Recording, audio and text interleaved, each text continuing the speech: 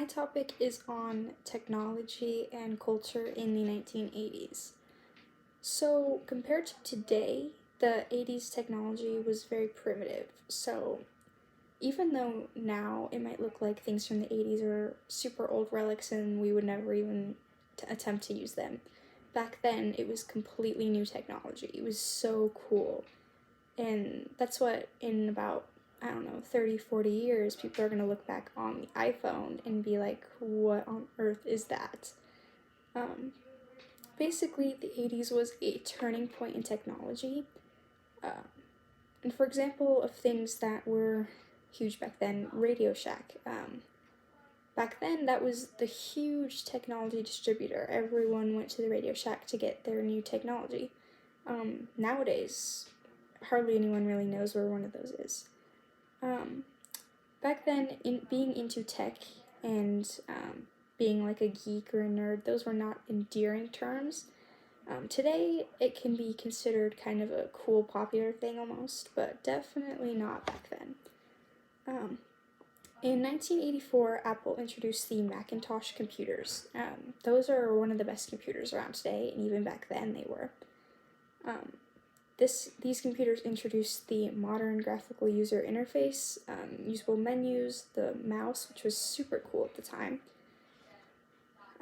It was also the start of things like Walkmans and iPods, which of course nowadays we don't really use, but back then being able to walk around with your music without having to sit down at a computer or something and listen to it, and like things like headphones, like that was an extremely cutting edge technology back then. Another thing that was huge was the CD, which stands for compact disc if you didn't know, but it was more durable than things like vinyl and tape that were used before that. And it's funny because nowadays CDs are like vinyl and tape at that time compared to things like Netflix and Spotify. The VCR made it possible to record instead of waiting for programs. For example, back then you couldn't just hit record on a show, you had to wait until the time it played, and if you miss it, that's it, you don't get to watch it. The 80s saw 3 generations of video game consoles, and another cool event of this time was the space shuttle program was really taking off. NASA was really taking off around the 80s. This was when the Hubble Space Telescope was orbiting the Earth, and 1980s was also when the Kennedy Space Center shifted from focusing on human spaceflight to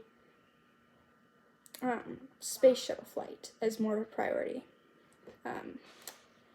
These projects were also, the Hubble Space Telescope and space shuttles were a huge morale booster for the US. It was really cool to see our country pull off something so cool. And the first NASA launch of the 80s decade was the Solar Max, which launched on February 14th in 1980, and its purpose was to study the sun. It got worldwide attention and even influenced pop culture. Even rock bands wrote about it. It was kind of a cool phenomenon. And then in 1984, Ronald Reagan challenged NASA to develop a permanently crewed space station, which was a pretty cool challenge. Yeah, that's my video. Thanks.